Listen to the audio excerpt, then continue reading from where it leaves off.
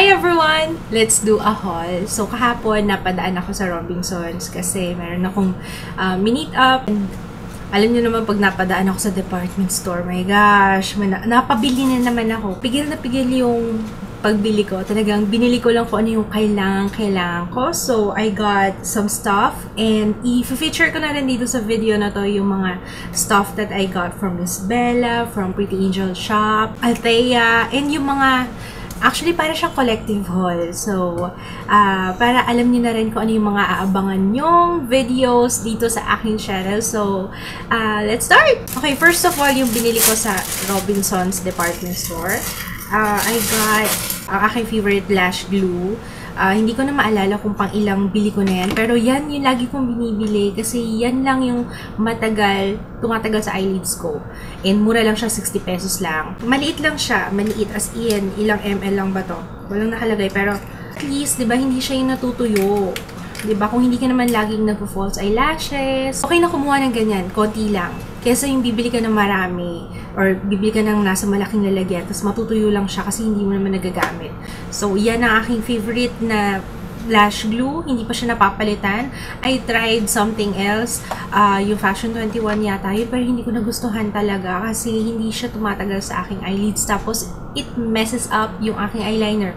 Hindi ko alam kung bakit may ganung lash glue na kapag nilagay mo siya, yung parang nag-fade yung eyeliner sa kanya. So, and then, nakita ko yung Bobby Cosmetics. Sa entrance pa lang ng department store, hinarang na ako ng Bobby Cosmetics. Meron na dyan sa Robinsons, Manila. 2 beses ko na yata nga siyang nakita. Pero nung una talagang pigil na pigil ako talaga. Hindi ko siya tinitingnan kasi nga alam ko pag tumingin ako, mapapabili ako. Kasi alam ko mura lang yung Bobby Cosmetics. Pero since maraming nagre-request sa inyo na gumawa man lang ako ng review ng Bobby Cosmetics, so sisimulan natin ngayon dito sa palette. So I got Into the Nudes eyeshadow. Ito 215 pesos lang. Ito din, itong smoked out eyeshadow, 215 pesos, 215 pesos each. Ganon siya kamura. Dito sa Into the Nudes, lahat ng shades shimmer. Naalala ko sa kanya Naked Palette, at saka yung isa pa, yung Coastal Scents na meron ako yung revealed. Sa presyo niya, talagang hindi ako nag-expect ng very pigmented and creamy eyeshadow. It's powdery, yes, pero pwede niyong pigain yung pigment dito sa palette na. Ito yung suot ko ngayon. Yan. Hindi ko nga ine-expect na magiging ganito yung itsura. Ang ginawa ko, nag-foil lang ako. Anyway, napanood nyo na yun malamang yung video na to, yung ginawa kong tutorial. So, I will be uploading that before this. So, malamang ngayon napanood nyo na yun. Binasa ko yung eyeshadow brush, tapos ako in-apply. And, ayun. Mas maganda yung color, mas intense yung pigment. Kung hindi kayo mahilig sa shimmer, malamang hindi nyo to magugustuhan. Pero, hindi siya yung overwhelming na shimmer. Alam nyo yun? Ano lang siya, medyo mild lang siya. More like satin. For me, for 215 pesos, this will do. And I highly recommend this sa mga beginners sa makeup, sa eyeshadow. Kasi, very blendable siya. Dahil nga, hindi ganun ka-pigmented. So, hindi kayo ma-overwhelm pag in-apply nyo siya sa eyelids. It comes with a brush pala. Meron siyang brush, sponge applicator. Tapos sa kabilang dulo, merong brush. Finally!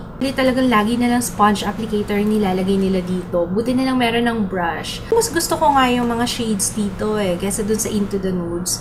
Kasi ito may mga matte. Magandang pang night out look yung mga shades here. Sa Personal Care Exchange, I got Biore products kasi nga nakita ko dun sa labas nila, meron silang Biore na poster doon. Na-try ko yung Biore dahil sa BDJ box.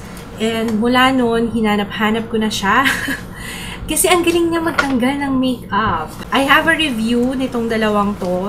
Comparison review ng dalawang to. Ilalagay ko yung link sa description box. Biore Cleansing Oil.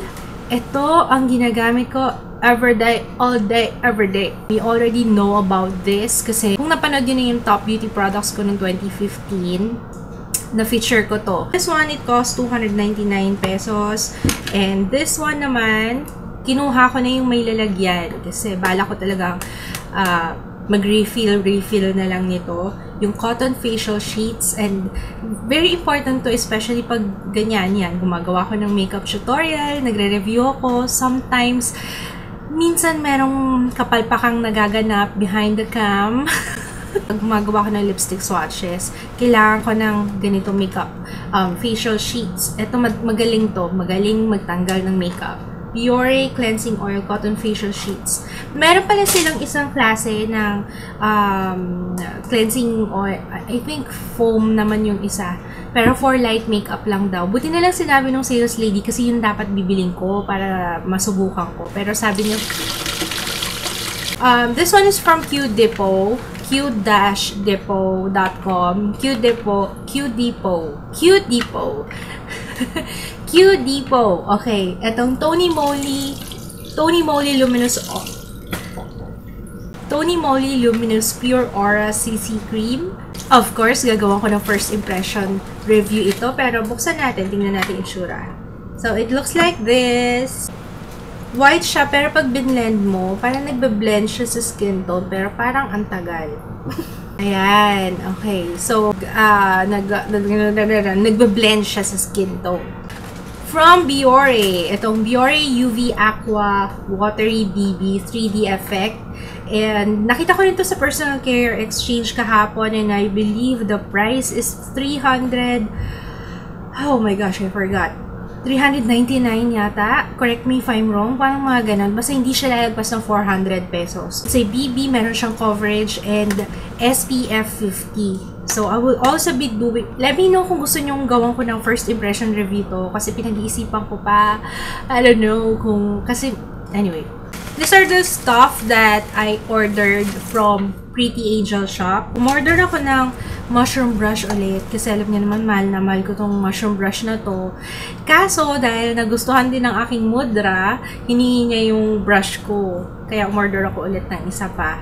And, ito, beauty blender. Meron na ako, ginamit ko na yung isang beauty blender. Dalawa rin yung in-order ko kasi bibigay ko sa aking mother yung isa pa. And my bonus.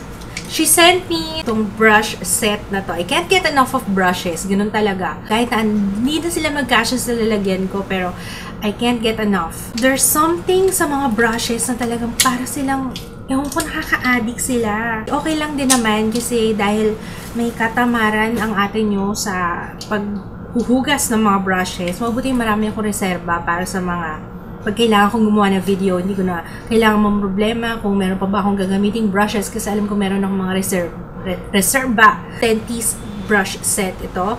Merong mga foundation brushes in angled, flat top kabuki, meron pang powder brush na tapered yung dulo, may angled na what do you call this? Round. Ito may round brush. And ang very interested ako dito sa eye makeup brushes. Kasi I haven't tried itong ganitong klase na pabilog siya and then angled. Kung gusto kong maging intense yung eyeshadow ko, siguro ito okay to. Hindi ko pa siya nasusubukan pero definitely makikita niyo yung pag ginamit ko. Ito din, pencil brush na medyo malaki. Ito, parang duo fiber brush pero pang eye makeup rather. First impression, very soft yung brushes. Kasi pinost ko rin siya sa Instagram. I've read comments na okay daw tong brush na to. May mga nakasubok na sa inyo and they highly recommend it kasi wala daw shedding. Wala pa sila nakitang naglagas. Althea. Nasa Pilipinas na ang Althea ngayon. So, ilalagay ko yung website link here or sa description box. Alam ko maraming nag-aabang nito. Laneige BB Cushion Pore Control. It has SPF 50. So, yan. Ang dami ko na namang na-excite din ako kapag yun ang gustong-gusto kong ginagawa eh. So, meant to be talaga tong ginagawa ko sa akin. Kasi nakaka-excite. Alam niyo, sa totoo lang, na-excite ako every time na mayroong bagong product and I'm trying it out. Na-excite ako. So, another one is itong Innisfree Longwear Cushion. So, parehong cushion yung kinuha ko. Kasi lately, di ba, if you're following me, yun ang mga gusto ko ngayon. Yun ang mga bet ko ngayon, yung medyo dewy, glowy. And Althea is very nice kasi hindi ko naman to in-order pero they sent me itong red ginseng sheet mask for free. Kalagay dito sa box, Althea, free shipping from Korea. So, they directly ship. Ang pangit! So, they directly ship from Korea. 100% authentic and the best price guarantee. Marami silang promo ngayon dahil kaka-open lang nila. If you wanna check it out, if you if you wanna check it out, click nyo lang yung link sa description box kasi marami silang promo ngayon dahil kakabukas lang nila. Guys, you should take advantage kapag ganong bago pa lang yung site. Lastly, from Miss Bella. Ito, inayos ko na. Actually, pinakita ko na rin to sa vlog. Pero, I wanna show it to you. Mabigat nga lang siya. Okay. So, this is my newest organizer sa aking collection, sa aking vanity table. Itong lipstick holder. Umiikot to Hindi ko lang Teka, baka mahulog. Ayan o, umiikot siya. Ayan, nakapatong sa tuhod ko. Ayan. Tcharan! Diyos ko, nag-acrobatic na ako dito. Ayan, diba? It looks really nice. Tapos may mga diamante siya. Ayan, ano ba yun? Ang alikabok. Ano ba yan, ate? Ang dugyot. Wait lang. Sorry, guys. Malikabok kasi dito sa amin. Ayan. O, diba? Ayan. I'm not sure about the price, pero ilalagay ko definitely sa description box kung magkano siya. It's from Miss Bella. I really love it. Ito yung dati yung mga lalagyan ng brushes ko yung talagang paborito ko. Pero ngayon, ito na talaga. Kasi may mga diamante siya, guys. Ang ganda-ganda ng itsura niya. Bonggang-bongga. Tsaka, ang sarap ng feeling every time na nakikita ko siya sa table ko. Ito talagang sinadya kong hindi buksan para ma-include ko dito yung unboxing. Hindi ko alam actually kung anong laman nito. Feeling ko I have something na ipapa-giveaway from Miss Bella.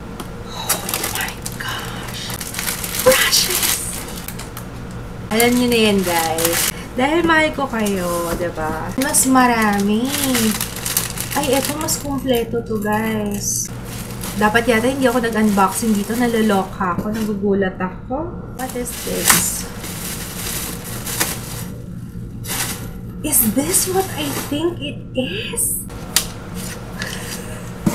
Yung mukha ko talaga. Kasi yung ganito ko, binigay ko kay mommy. Binigay ko sa nanay ko. Tapos sa mga hindi familiar dito, ang tawag dito is brush dryer, dry rack. Wash kayo ng brushes nyo, ilalagay nyo. Yan. So, parang hindi siya, para tumutulo siya going downwards kasi nakakasira ng brush kapag hindi pa baba. So, by gravity, yung tubig pababa. Hindi masisira yung brushes. Also got Dermacol. Kasi nga yung first one, yung ginawan ko ng review, super light sa aking face. So, I got 221 eyeliner. Yung guide for eyeliner. Gagawa ko to ng first impression review, guys. Gusto nyo?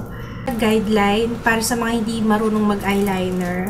Tingnan natin if it really works. Last but not the least. Oh my gosh! This is really nice!